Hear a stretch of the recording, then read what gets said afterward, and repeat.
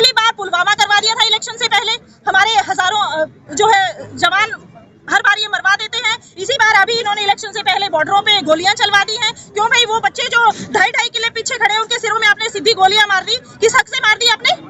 आप हमारे खिलाफ केस दर्ज कर देते हैं, उनके उसमें हम किसके खिलाफ केस दर्ज करवाएं?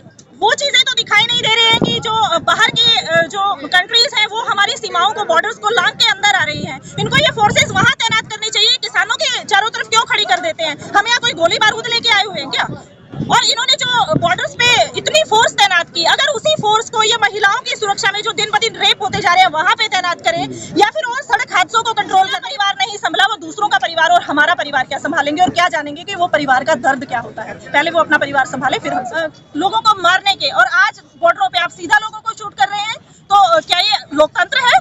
लोकतांत्रिक अधिकार हमें पता है क्या होते हैं। हमें यहाँ आने से भी रोका जाता है। क्यों रोका जाता है? क्या दिल्ली हमारी नहीं है? क्या हम यहाँ आके अपनी आवाज को बुलंद नहीं कर सकते हैं? उग्रवादी खालिस्तानी पाकिस्तानी कहा जा रहा है, नकली किसान का। ये टैग पुराने हो चुके हैं, हम इनके आदी हो चुके हैं और इन टैग से हमारे ऊपर कोई असर नहीं होने वाला। बचाने की लड़ाई है, अपनी होंद को बचाने की लड़ाई है, और उस लड़ाई में हम जी जान लगा के पूरे मन से, घरों में अपने बच्चों को पाल के, अपने घरों को संभाल के खुश हैं। हम अपना वहीं पे रहना चाहते हैं, हम ये सरहदें पार करके बाहर नहीं आना चाहते। पर आप हमें हमारा वाजिब हक तो दे। आपने हमारे बच्चों के रोजगार छीन लिए, आपने हमारे बच्चों की शिक्षा का प्रबंध जो था वो अच्छे तरीके से नहीं किया। फ्री शिक्षा बच्चों के लिए नहीं है, चिकित्सा सुविधाएं जो फ्री होनी चाहिए थी वो नहीं है। तो हम ये पूछना चाहते हैं कि हमारे टैक्स के पैसे से जो आप ऐश कर रहे हैं, तो आपको ही चार्टर्ड प्लेन और मर्सिडीज में घूमने का हक है क्या? हम अगर अपने खून पसीने की कमाई से हमारे लिए गाड़ियां खरीद लेते हैं, तो आपके पेट में दर्द क्यों है? सरकारी पंचायत से एक बहुत बड़ा संदेश गया था कि सरकार जो हमें बांटने की और तोड़ने की कोशिश कर रही है, वो उसकी कोशिश फेल है। हम एक थे, एक हैं और एक रहेंगे। आज की सरजोड़ ने ये साबित किया है कि आप कितने भी डंडे बरसा लें, गोलियां बरसा लें, या हमारे आने वाली पीढ़ी को जैसे आपने बॉर्डरों पे शूट किया है वो कितना भी कर ले, आप डराने की कोशिश कर ले, हम डरने वाले, दबने वाले और घरों में बैठने वाले नहीं है। रोटी की लड़ाई है, जमीनों की बचाने की लड़ाई है, अपनी होंद को बचाने की लड़ाई है, और उस लड़ाई में हम जी जान लगा के पूरे मन से लड़े। तो मैम कहाँ तक आपकी लड़ाई जारी रहेगी अगर सरकार नहीं सुनती आपकी बात? सरकार की जड़ें उखाड़ने तक जारी रहेगी। आने वाले वक्त में लोकसभा और विधानसभा के दोनों चुनाव हैं। अगर ये लोग हमारी बातों को नहीं मानते हैं, अगर हमारी मांगों को पूरा नहीं करते हैं, तो हम इनकी एंट्री गांव-गांव में, गली कूचे तक में बैन करेंगे। ये किसी घर में पानी पीने लायक भी नहीं। लेकिन इससे पहले भी किसान आंदोलन हुआ था, उसमें सरकार ने कहा था कि हम आपकी मांगे पूरी करेंगे। सिर्फ आश्वासन देते हैं, झुनझुना पकड़ा देते हैं। एमएसपी के नाम पे एक कमेटी बना के दे दी थी उन्होंने, 2 साल बीत गए, उस कमेटी ने क्या किया? हम पूछते हैं सरकार से कि अगर आप हमारी समस्याओं को सुलझा देते तो हमें क्या जरूरत है घर छोड़ के यहाँ पे बैठने की?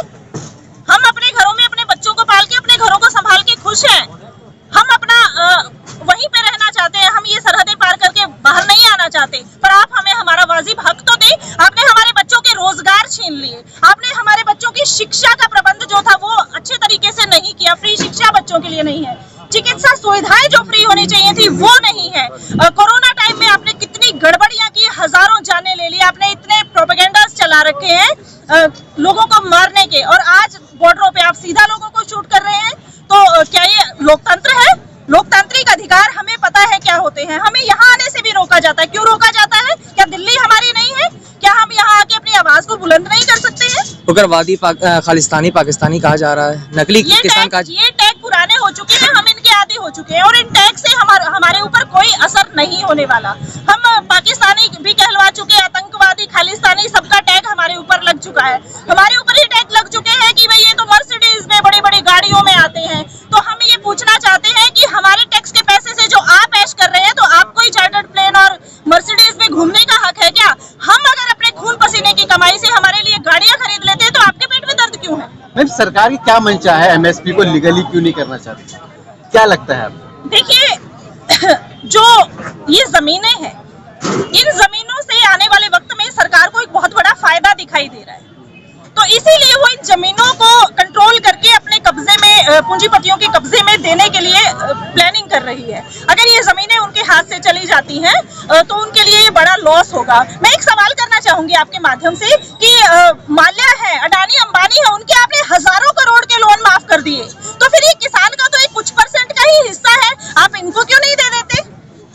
बहुत सी सुविधाएं उनको मिल जाती हैं अगर आप ये थोड़ा सा एमएसपी का सहयोग उनको कर दें।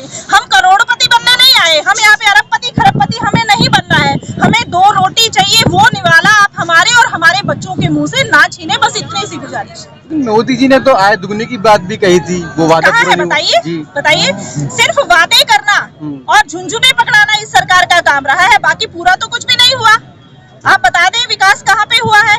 सारी जॉब का प्राइवेटाइजेशन कर दिया है, बच्चों को जो है घरों पे बिठा दिया है। आप देखेंगे एडहॉक बेसिस जॉब्स दे दी है, बच्चे तो सारे घर, अग्निवीर योजना लागू कर दी है, 4 साल में बच्चा हथियारों से मतलब हथियार सीख के वो घर पे बैठ जाएगा, तो उसके क्या हालात होंगे, आने वाले समाज को क्या दिशा दे रहे हैं ये लोग। बच्चा रोजगार नहीं होगा तो वो अपने परिवार का पालन पोषण कैसे करेगा? वो नशे की गिरफ्त में जाएगा तो नशा बढ़ता जा रहा है। हम तो हमारे आने वाली पीढ़ियां ये खत्म कर रहे हैं और जमीनों को ये हमसे छीन रही है, तो हमारे पास बचा क्या? लेकिन मोदी जी जो कह रहे हैं कि 140 करोड़ का परिवार, 140 करोड़ लोग जो है वो परिवार है, बहनें हैं, उसमें भाई हैं, जवान है, किसान है, सबको परिवार जिससे अपना परिवार नहीं संभला वो दूसरों का परिवार और हमारा परिवार क्या संभालेंगे और क्या जानेंगे कि वो परिवार का दर्द क्या होता है। पहले वो अपना परिवार संभाले फिर हमसे बात। राहुल गांधी न्याय यात्रा कर रहे हैं, लगातार किसान और महिला की बात कर रहे हैं, युवा की बात कर रहे हैं, तो क्या लगता है किसान के मुद्दे उठा रहे हैं, वो सही मुद्दे उठा रहे हैं? देखिए, जो भी हमारे मुद्दे उठाता है उसका हम समर्थन करते हैं, पर सिर्फ मुद्दे उठाने से बातचीत नहीं बनती।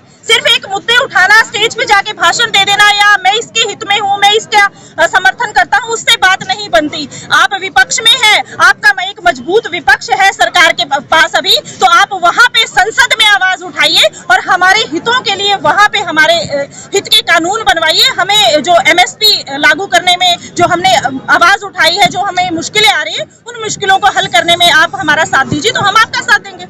लेकिन शंभू बॉर्डर पर जिस तरह से नुकीले तार लगा दी, बैरिकेड्स लगा दी गई, तारे लगा दी, ऐसा ट्वीट किया जा रहा था जैसे लगता है कि वो किसी दूसरे देश के कोई आतंकवादी हों या फौज हो।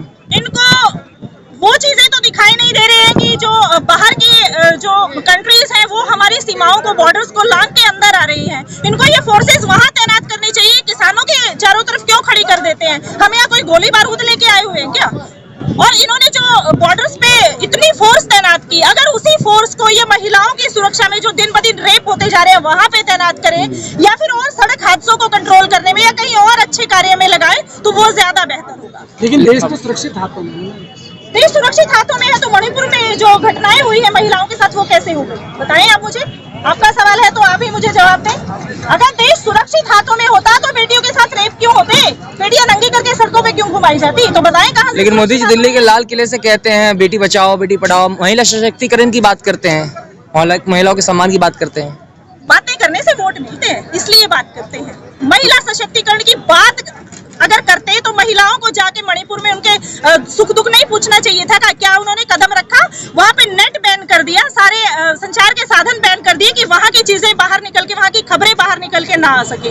पिछली बार पुलवामा करवा दिया था इलेक्शन से पहले, हमारे हजारों जो है जवान हर बार ये मरवा देते हैं। इसी बार अभी इन्होंने इलेक्शन से पहले बॉर्डरों पे गोलियां चलवा दी हैं। क्यों भाई? वो बच्चे जो 2.5 किले पीछे खड़े हैं उनके सिरों में आपने सीधी गोलियां मार दी, किस हक से मार दी आपने? आप हमारे खिलाफ केस दर्ज कर देते हैं, उनके उसमें हम किसके खिलाफ केस दर्ज करवाएं?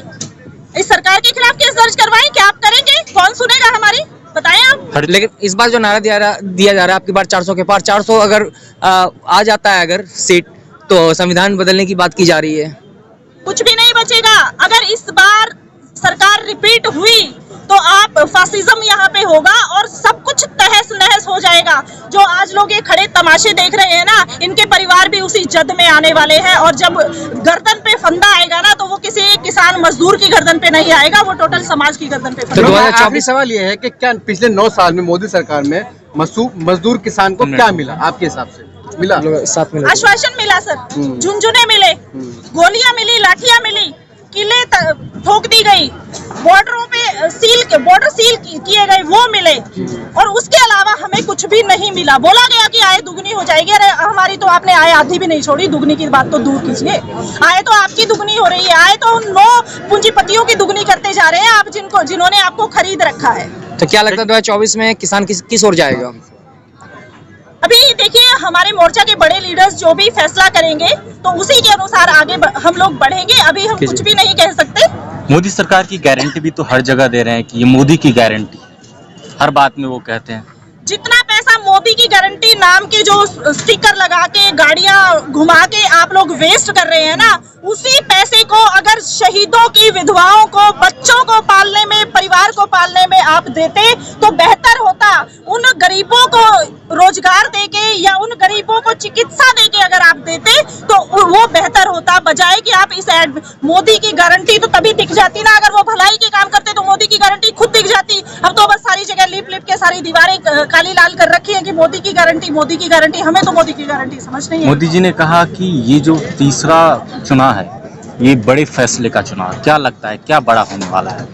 बड़ा ये होने वाला है कि संविधान खत्म हो जाएगा और आगे से चुनाव ही नहीं होंगे। इस बार इनका सब कुछ सिस्टम कंट्रोल करने की इनकी जो है पॉलिसी है, और अगर ये उसमें कामयाब हो गए ना तो ना हम बचेंगे, ना आप बचेंगे, और ना चारों तरफ खड़े लोग बचेंगे। आज के महापंचायत से क्या फैसला आया है? फैसला वही है कि सिरजोड़ करें, एक हो और मुद्दों की लड़ाई को एक होके लड़ें, वरना आपके जो होंद है आपकी नस्ल और फसल को खत्म होते हुए देर नहीं लगेगी। द इंडियन खबर, सच आपके सामने।